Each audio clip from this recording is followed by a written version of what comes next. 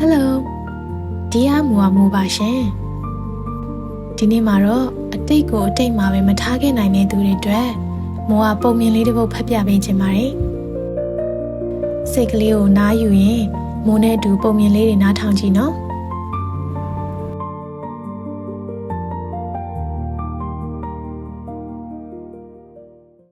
တခါတော့ကတိတ်ဆိတ်ငြိမ်သက်တဲ့တစ်တော်ကြီးတစ်ခုထဲမှာချစ်စရာကောင်းတဲ့ငှက်ကလေးတစ်ကောင်နေထိုင်ခဲ့ပါတယ်။သူမှာတောက်ပတဲ့အမွှေးတောင်နေနဲ့ကျင်နာတတ်တဲ့စိတ်နှလုံးရှိတယ်တဲ့။ထူးဆန်းတဲ့အကျင့်တစ်ခုလည်းရှိသေးတယ်။သူကနေတိုင်းမြင်သမျှကြားသမျှခံစားရသမျှကိုကြောက်စီရဲ့ခဲလေးပေါ်မှာရေးမှတ်ထားလေးရှိတယ်။ပျော်စရာကောင်းတဲ့အရာပဲဖြစ်ဖြစ်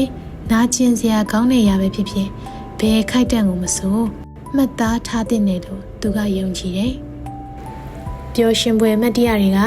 မိုးတို့ကိုပြုံးပျော်စေတာကြောင့်အမြဲတမ်းတတိယနေဖို့အတွက်ရေးမှတ်ထားတင်ပြီးတော့မကောင်းတဲ့အရာတွေကိုတော့နှလုံးသားထဲမှာမထားဘဲနဲ့ရေးမှတ်ပြီးတော့လွှတ်ချတင်တယ်လို့ငှက်ကလေးကထင်တယ်လေ။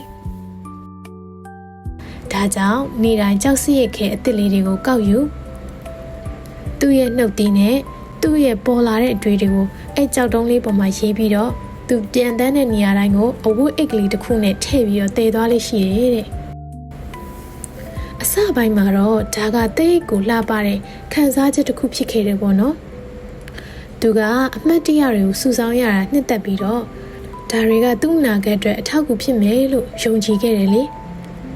အဲ့ဒီအိတ်ကလေးကလည်းသူ့ဘဝရဲ့အခိုက်အတန့်တွေပြည့်နှက်နေတဲ့သူ့ရဲ့ဘန္နာတစ်ခုလိုဖြစ်လာတယ်ဒါပေမဲ့နေ့ရီညရီဆက်လာတဲ့အခါ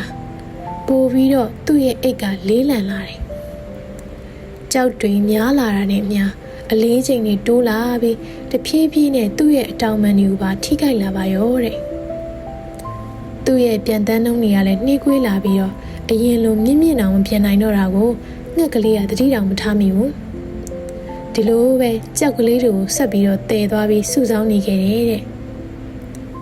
ဒီနေ့မှာတော့သူကအတွေ့အကြုံရှိတဲ့ဇီးကွက်ကြီးတစ်ကောင်နဲ့တွေ့ခဲ့တယ်။ဇီးကွက်ကြီးကဘာကြောင့်ဒီအိတ်ကိုတဲနေတာလဲငှက်ကလေးလို့မေးတော့ငှက်ကလေးကပြောပြီးဒါကကျမရဲ့ဘဝကိုတဲထားတာပါ။ပြောစရာနာကျင်စရာသင်ခန်းစာတိုင်းမှာပဲလို့ပြန်ဖြေခဲ့တယ်တဲ့။ဇီးကွက်ကြီးကနှစ်ဖူးတွန့်ပြီးဒါဆိုမင်းကအခုလက်ရှိအချိန်မှာနေရဲ့လား။ဒါမှမဟုတ်မနေ့ကအရာတွေကိုကြောပေါ်တင်ပြီးပြန်နေတာလားလို့ထပ်မိတော့ငှက်ကလေးကဇီးကွက်ကြီးရဲ့အမေကိုနားမလည်လို့အဖြေမပေးဘဲနဲ့အဝေးတနေရာကိုပြန်ထွက်သွားတယ်တဲ့အချိန်တွေကြာလာတာနဲ့မျှသူ့ရဲ့အိတ်ကအပြည့်ဖြစ်လာပြီးတော့ကြောက်တွေကထွက်ကျလာတယ်မိုးရွာတဲ့ညနေခင်းတစ်ခုမှာ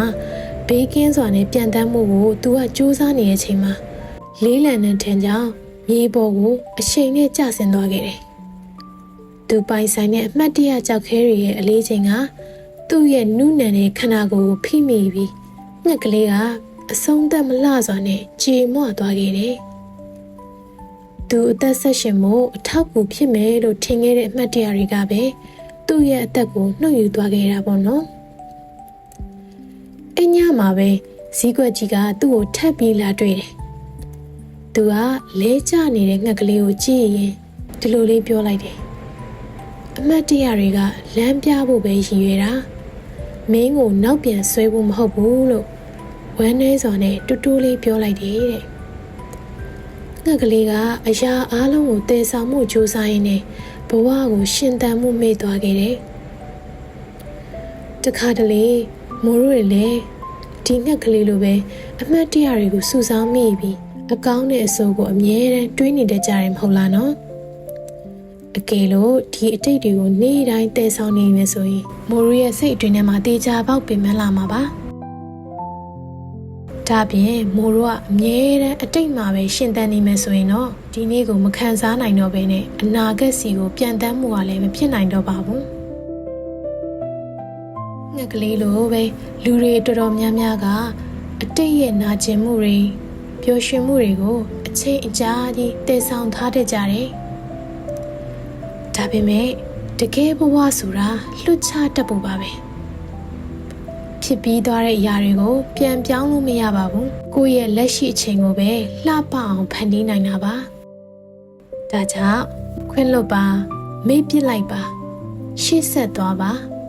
အသစ်တွေကိုအတွေ့အကြုံယူပါအသစ်တွေစီကိုခြေလန်းလှမ်းပါ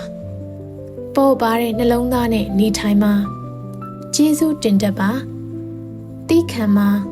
အမြဲတမ်းရှေ့ဆက်သွားပါဒီနေ့ရဲ့ပုံမြင်လေးကတော့ဒီလောက်ပါပဲမိုးရဲ့ချီရတဲ့နားဆင်သူတွေအားလုံးအတိတ်ကိုလွတ်ချနိုင်ပြီးတော့ပေါ်ပါတက်လက်တဲ့နေ့ရက်တွေကိုပိုင်ဆိုင်နိုင်ကြပါစေရှင်နောက်ဗီဒီယိုလေးမှာထပ်ပြီးဆုံပါမယ်နော်